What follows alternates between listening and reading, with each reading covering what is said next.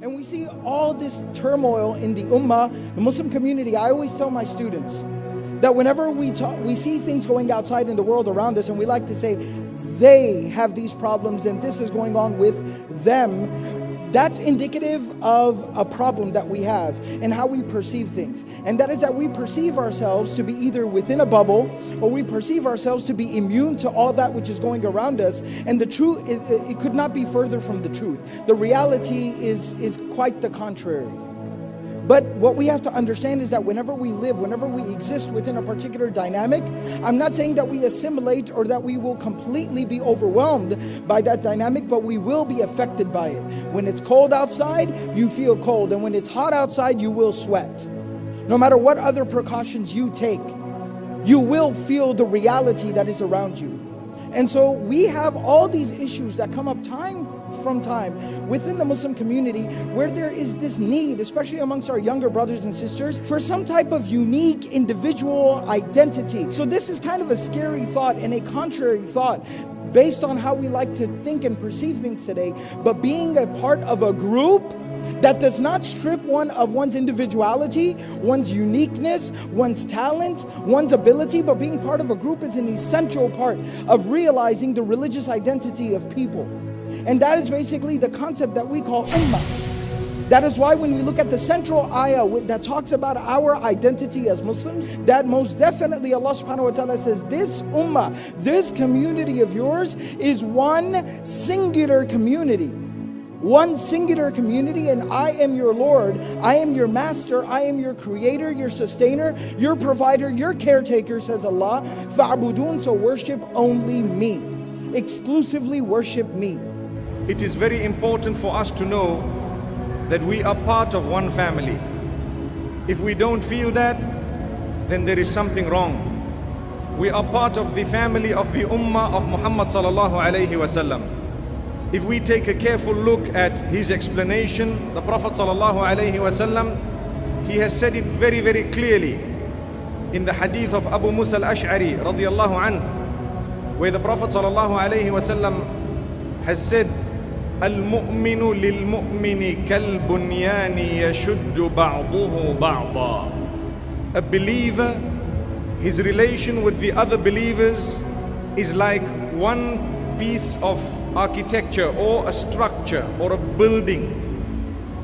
Each part of it holds together the other part, and the hadith says he held his fingers together, shabbaka bayna asabi'ih, which means he brought his fingers together and he brought them as the bricks of a building are, to display that we are part and parcel of one family. Each one of us holds up the other. The Prophet ﷺ explains it further. He says the example of the believers in their love for one another, في توادهم وتراحمهم وتعاطفهم كمثل الجسد الواحد. The example of the believers in their love for one another, in their mercy for one another, and in their sympathy for one another is like the example of one body. If we do not feel that we are part of one body, there is something wrong with us. And the hadith continues to say, إِذَا اشْتَكَى مِنْهُ عُضُوٌ تَدَاعَى لَهُ سَائِرُ الْجَسَدِ بِالسَّهْرِ وَالْحُمَّى. If a single part or organ of the body is in pain, is complaining of pain, or is found in pain, the entire body is restless, cannot sleep, suffers insomnia and feels the pain. And some have misunderstood this hadith. Some people think that this hadith means when I have a cut on this finger, I must cut all the other fingers. When I have a problem, for example, with my ear, I must make sure that I damage my toe as well, as part of showing support to my ear. That's not the meaning of the hadith. If there is a problem in one part of the ummah, it does not mean create the same problem in different parts of the ummah. If we would like to work as an ummah, we should realize the minute you are cut upon your baby finger, all the other organs contribute towards the rectification and cure of that little baby finger. So for example, If I am cut, I will find the blood all goes there, the white blood cells as well as the red blood cells, and the healing process begins.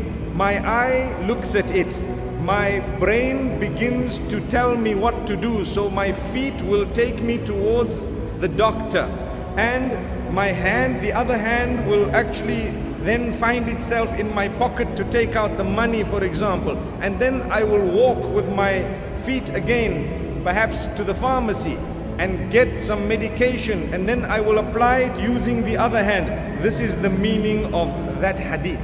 And it does not mean that if I have a slit here, I should slit the rest of the parts of my body, because that is the only way of supporting. That is not the way of supporting. In Islam, we support by trying to heal, by trying to mend. When we have a problem, a difficulty, an issue, we need to try to heal and to mend. And in order to heal and to mend, that is the only way we will be able to work as an ummah. كومض البرق أو أسرع وجاءت عشره الوسطى